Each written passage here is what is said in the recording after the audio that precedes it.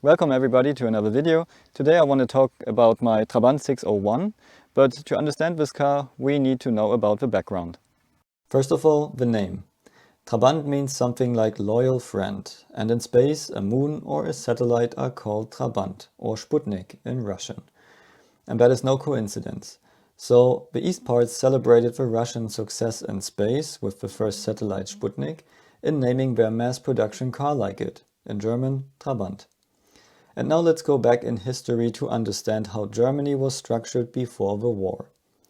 In the 1930s, the main car manufacturers were Mercedes in Stuttgart, BMW in Eisenach, they didn't produce cars in Munich until 1952, Adler in Frankfurt, Opel in Rüsselsheim, and the famous Opel Blitz truck production in Brandenburg an der Havel. And the Auto Union, combination of Wanderer, Audi, Horch and DKW with their research and development center in Chemnitz and production plants in Chemnitz and Zwickau. And by the way, the largest motorcycle manufacturer DKW in Schopau. The VW Beetle was still in development and Wolfsburg did not exist at that time. Also Audi in Ingolstadt only developed after the war.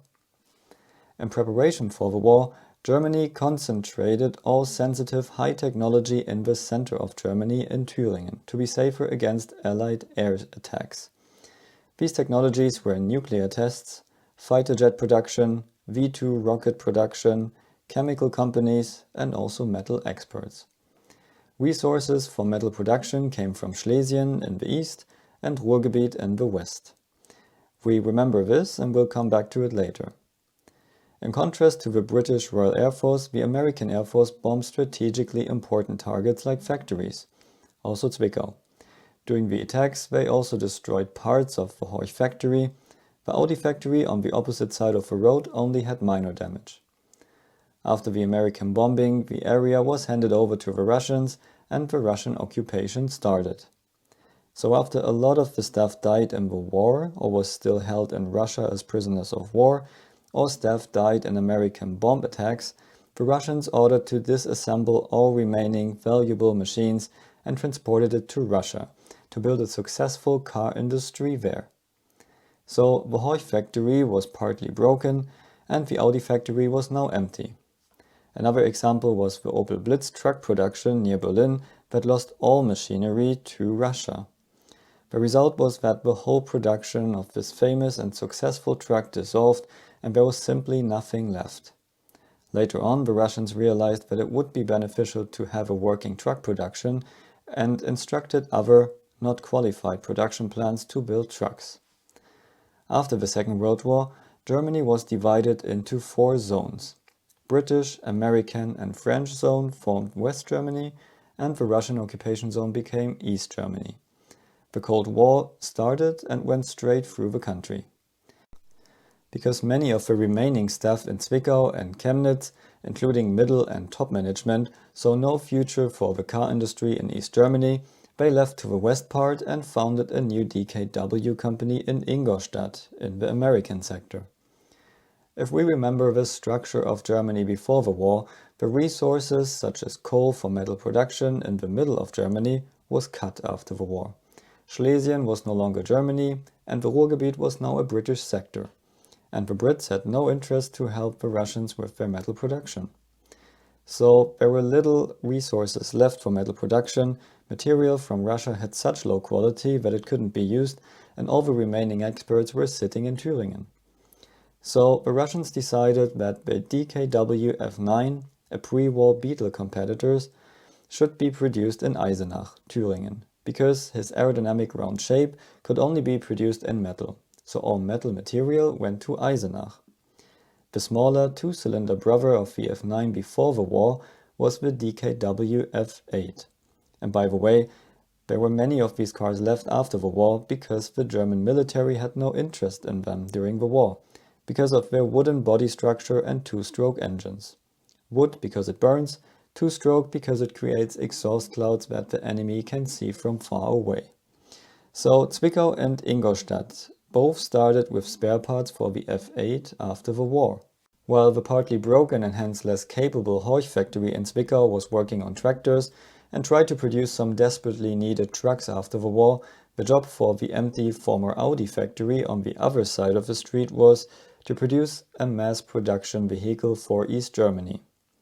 And we have to remember here that the people that developed Audis and Horchs before the war, the most popular luxury vehicles with their straight 8-cylinder engines, now should design a people's car from literally nothing.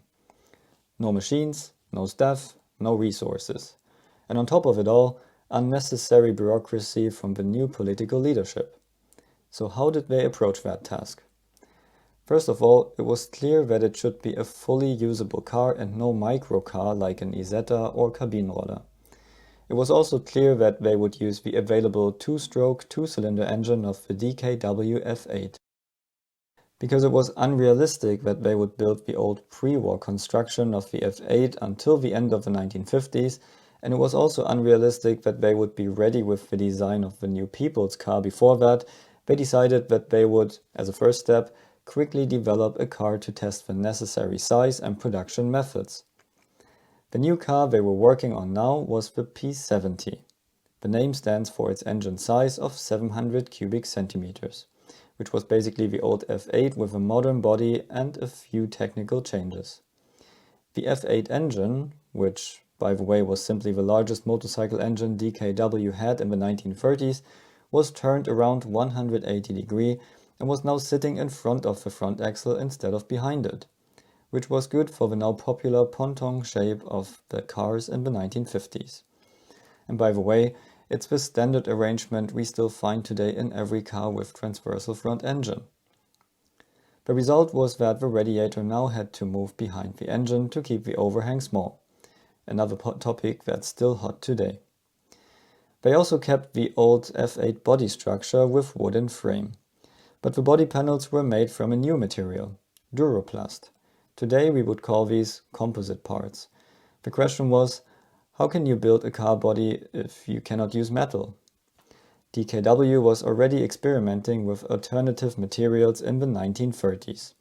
The company even started with standardized crash tests and was comparing different cars with metal, wood and plastic body with each other. And they developed the material to a state where it was better than cars with metal body. In the 1950s, the engineers used this knowledge again to build body panels. They used cotton, created fleece and covered it with resin. The press was heated up to 240 degrees and pressed it with only 400 tons. That was important because the strong 5,000 and 7,000 ton machines they had before the war were now in Russia. And this fact also influenced the design of the car, which mostly had very straight body panels. For rounder shapes, you need stronger machines. So the materials were easy to get in East Germany, and advantages of it were also that it could not rust, was light, easy to paint and durable. But the P70 of 1955 was too large, hence needed too much material, which East Germany didn't have, and it was clear that the wooden body structure was outdated. It also had a pretty annoying simplification of its body. There was no tailgate, so you could only reach the relatively large boot from inside, or you cut your own tailgate. But this didn't matter too much because it was only a quick stepping stone for the real people's car that the company was already working on. And so the engineers worked on the smaller and even more simplified P50. They were trying to change the body to a fully composite design, but the results were not satisfying. The compromise was a steel body structure with Duroplast body panels, which were again very straight to be able to produce them with low pressure. They now changed the rear axle from a live axle to an independent suspension, but kept the transversal leaf springs. The gearbox was a major change because instead of using a motorcycle gearbox with a chain, they now designed a modern transversal gearbox which includes the differential, standard for all transversal drivetrains until today. And remember that this was 20 years before VW started with the Golf. The car was presented in 1957 and got an update in 1963, where the look changed slightly but the technology was the same. This is how the Trabant, or Trabi as we call him in East Germany, stayed until the end of the Cold War.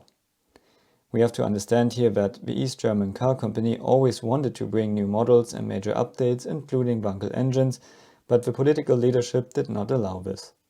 They said, we have a car for the people and we will stick with it. So let's have a closer look at the technology. As we heard, the Audi and Horch engineers were in a pretty difficult situation right after the war, and it was all about building the most simplest car possible. If you can avoid using certain materials and items, you avoid it. And they still wanted to build a fully functional car. The best way to explain this car is to explain what the car does not have. So first of all, it doesn't have a fuel flap. It doesn't have a fuel flap anywhere because mainly it was hard to source a fuel pump. The fuel tank sits underneath the hood and it sits higher than the engine, so you don't really need a fuel pump. The fuel lines go down to the carburetor, which you can see right here. In the interior you have the stopcock for the fuel. You have the positions Z for zu, which means closed, A for auf, open, and R, Reserve, reserve. So you would usually drive on auf, A, just like it is right now. And when you're running out of fuel, you simply change it to R. So you quickly have to reach down here before you come to a complete stop. And this gives you additional 5 liters of fuel. So while driving, you know that I have only 5 liters left, I should refuel now. Of course, the other way to check the fuel level is to just open the tank and use this stick here with these numbers on it. So you just put it straight in and you can read your fuel level. And then you just simply put it back up here. So as we discussed before, resources in East Germany used to be a problem and the fuel and oil quality was pretty bad. So there were pretty huge clouds behind these cars. Nowadays we have better fuel quality, we have better oil quality, we have much better running engines, these 2-stroke engines. And I'm running this with 98 octane and it gets 2% of oil. So 1 to 50, so 10 liters of fuel get 200 milliliters of oil.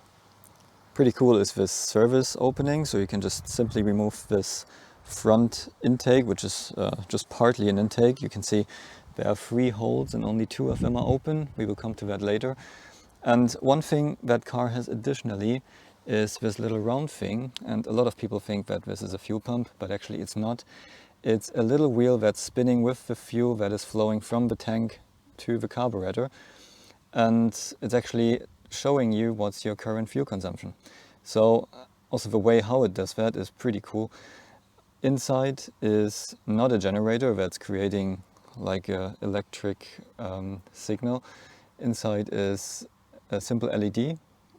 This wheel that is spinning has small holes inside, and there's a solar cell on the other side which is creating a signal, and that signal has been sent to the dashboard, and in the dashboard you have some LEDs that always show you what's your current fuel consumption, and they also show you that in different colors, and they even change the brightness depending on the surroundings. So pretty cool and simplicity at its best. The next thing the car doesn't have, as you can see, is a radiator. Because, like we talked about before, the previous versions had radiators, but they wanted to save that part and the water. And they changed the engine to an air-cooled system. So we have a fan, an axial fan that is driven by this belt here from the crankshaft. It's also driving the generator.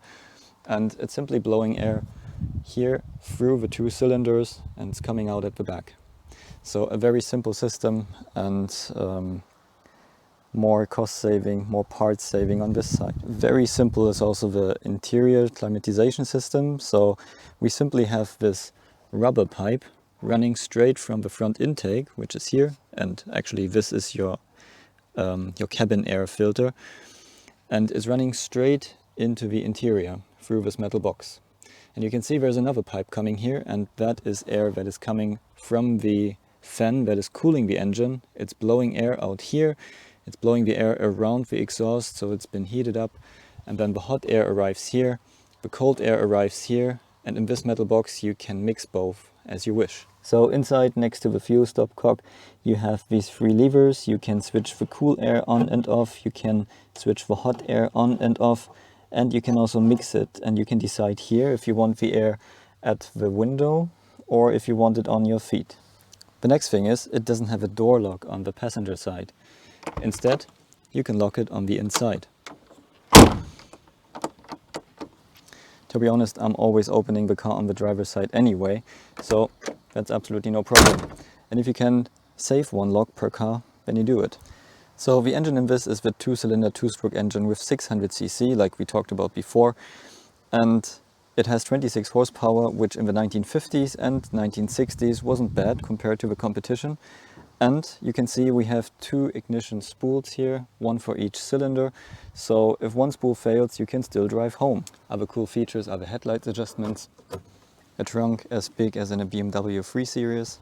And don't forget the Duroplast panels. They're still in great shape after almost 40 years, but what's creating problems is the metal frame underneath. So everything that is metal around here starts to rust.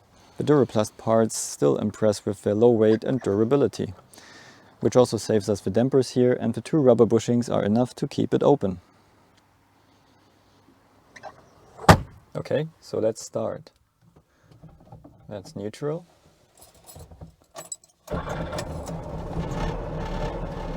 And there we go. So the idle is actually quite shaky, and as you can see the whole dashboard is shaking, so that was always super loud and always a problem of a Trabant, but once you're driving it's okay. So this is your first gear, that is your second gear, this is your third gear, pull it out and down, and pull it out and up is your fourth gear. And you can see how these LEDs are working. So they show you the current fuel consumption.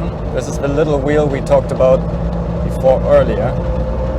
So one thing you can hear here is that they also saved the isolation of this car. Cool is that 600 kilogram are actually quite a lot of fun to drive. And because of the front wheel drive and front biased weight distribution, you can just throw the car into the corner, and it's pretty good handling for a car from the 1950s.